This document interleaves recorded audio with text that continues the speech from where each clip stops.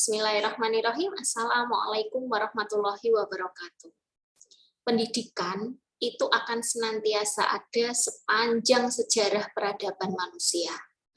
Jadi bagi Anda-Anda yang bergelut di bidang pendidikan, bersiap-siaplah untuk senantiasa memberikan kontribusi membangun peradaban bagi manusia.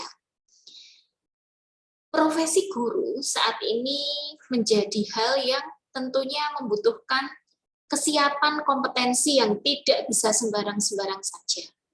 Kita ketahui bersama adik-adik bahwa adanya globalisasi, adanya masyarakat ekonomi ASEAN itu membuka peluang bahwasanya Anda bisa berkarya tidak hanya di negeri sendiri, tapi juga bisa di negara lain. Tentunya itu juga menjadi tantangan tersendiri, karena artinya tenaga-tenaga asing itu bisa bebas masuk ke negara kita. Jadi tentunya ini menjadi peluang sekaligus tantangan bagi kita bersama. Nah, pada kesempatan kali ini kita akan berbincang ya tentang bagaimana sebenarnya peluang-peluang dan tantangan pada masyarakat ekonomi ASEAN. Sudah siapkah kita sebagai calon-calon guru untuk berkompetisi secara luas, secara global, tidak hanya di negara sendiri? Ya, baik. Kita akan membahas tentang tantangan guru di era masyarakat ekonomi ASEAN. Adik-adik, ketika kita melihat peta ini, rasanya ada perasaan bangga sekaligus sedih ya adik-adik. Ini adalah peta negara-negara anggota ASEAN. Anda bisa melihat betapa luasnya Indonesia ya adik-adik. Dari Sabang hingga Merauke. Anda bisa melihat betapa luasnya negara kita. Coba Anda tengok ya, Singapura. Semacam titik adik-adik, sangat kecil sekali.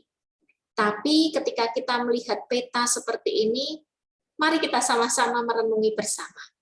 Apakah kemajuan, kesejahteraan bangsa kita itu sudah linier dengan luas wilayah yang kita miliki?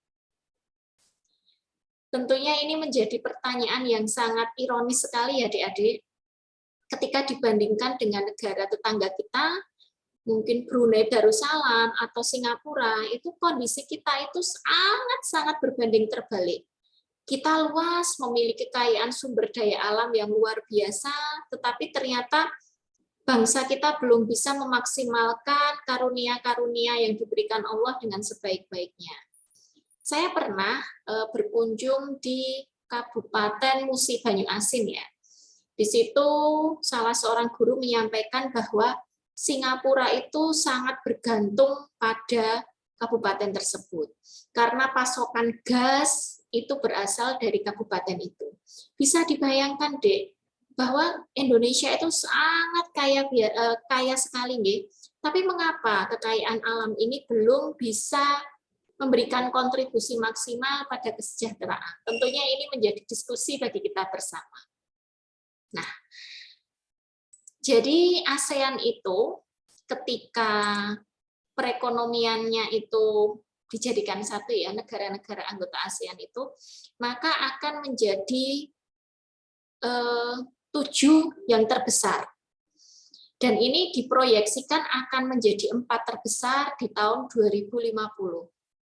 Nah, adik-adik, kita itu harus menyadari ya bahwa negara-negara ASEAN itu ya kita itu memiliki kesempatan-kesempatan untuk bisa menjalin kolaborasi.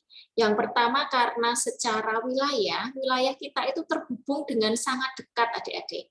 Yang kedua, kondisinya itu hampir sama, bahwa populasinya itu didominasi oleh kaum muda. Jadi ini menjadi pangsa pasar tenaga kerja yang luar biasa. Lalu juga adanya perjanjian kerjasama dalam bidang perdagangan. Nah, ada banyak persamaan di negara-negara sesama anggota ASEAN bahwa ketika dibandingkan dengan negara-negara di Amerika, Eropa, gitu, bahwa negara-negara di ASEAN itu religinya itu kuat adik-adik. Bagaimana tentang keberagamaannya, lalu juga dikaruniai sumber daya alam yang melimpah dan kekayaan budaya.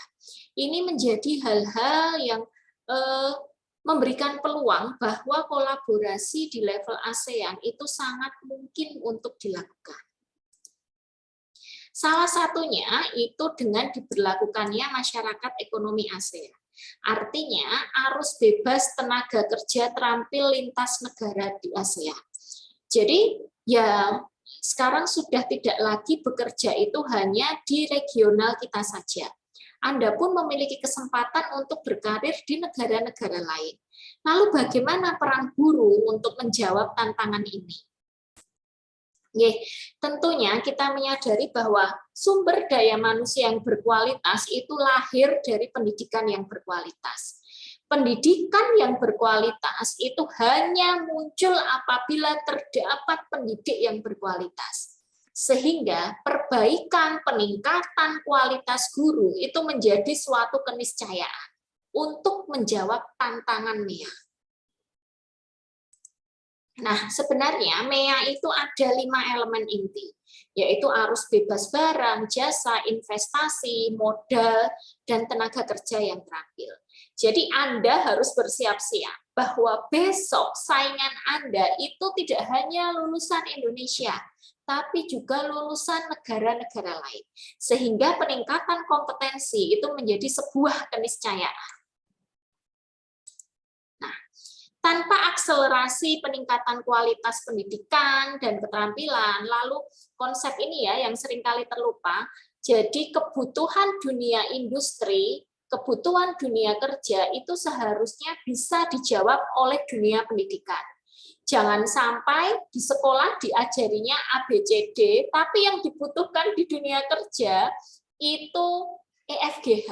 Tentu itu menjadi hal yang tidak matching. Akhirnya industri terpaksa menggunakan tenaga kerja asing. Karena apa? Karena tidak ada benang merah antara yang diajarkan sekolah dengan kebutuhan industri. Sehingga di sini memang perlu sebenarnya pengembangan kurikulum di sekolah itu melibatkan industri.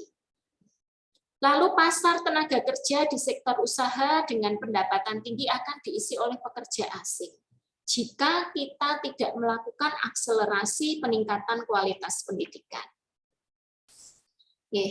Lalu, siapkah Indonesia menghadapi pasar bebas? Kita lihat bagaimana realita yang ada saat ini. Ini hanya sedikit contoh realita, adik-adik. Anda tadi melihat peta Indonesia yang sangat-sangat luas sekali dengan laut yang sangat luas. Tapi nyatanya, kita masih melakukan impor garam.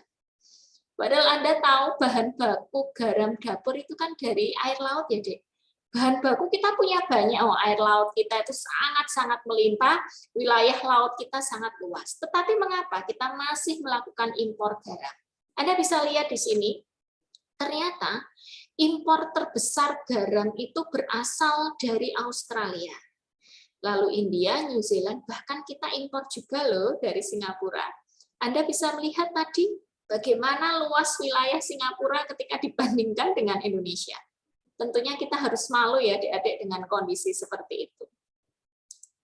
Nah, lihatlah, ini adalah wilayah kita, bahwa pulau yang ada di Indonesia 17.500 dan menurut PBB ya yang sudah memiliki nama resmi itu sebanyak 13.000 sekian.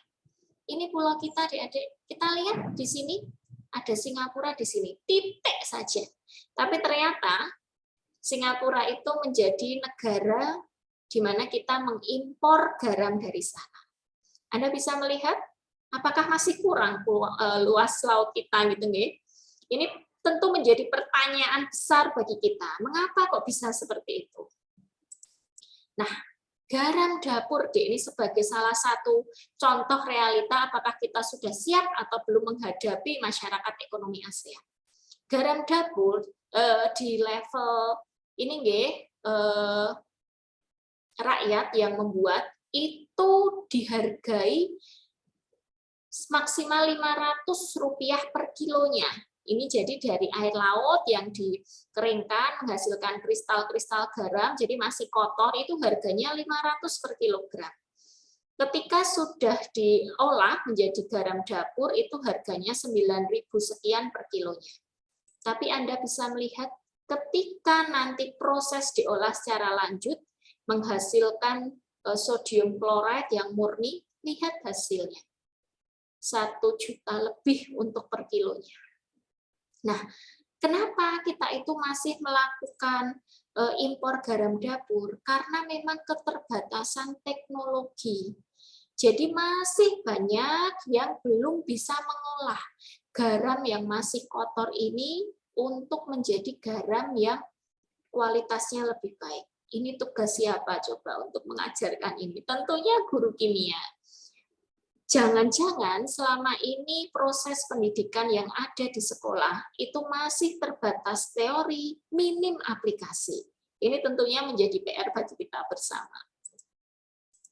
Nah, kondisi yang kedua, bahwa Indonesia itu hanya memproduksi 3% dari obat-obatan. 97% obat-obatan yang beredar di Indonesia itu juga impor. Padahal di satu sisi kita sedang dalam bonus demografi yang luar biasa. Bahwa di tahun 2020-an ke atas ini penduduk kita itu didominasi oleh usia produktif. 15 sampai 64 tahun itu sebanyak 70% lebih adik-adik. Jadi ini sebenarnya menjadi bonus yang luar biasa, menjadi sumber tenaga kerja yang luar biasa. Tapi sekali lagi ketika tenaga kerja ini tidak disiapkan, maka kita hanya akan menjadi penonton di negeri sendiri. Karena pekerjaan-pekerjaan dapat didominasi oleh tenaga-tenaga asing. Itulah sekelumit tantangan dan peluang di era MEA. Di satu sisi, MEA memberikan peluang yang luar biasa bagi Anda sebagai generasi muda untuk berkarya tidak hanya di negeri sendiri, tapi sekaligus memberikan tantangan bahwa Anda harus siap bersaing dengan tenaga asing. Semoga ini bisa menjadi pemantik diskusi, bisa memantik semangat kita bahwa kita harus berbenah, pendidikan kita harus berbenah. Terima kasih. Assalamualaikum warahmatullahi wabarakatuh.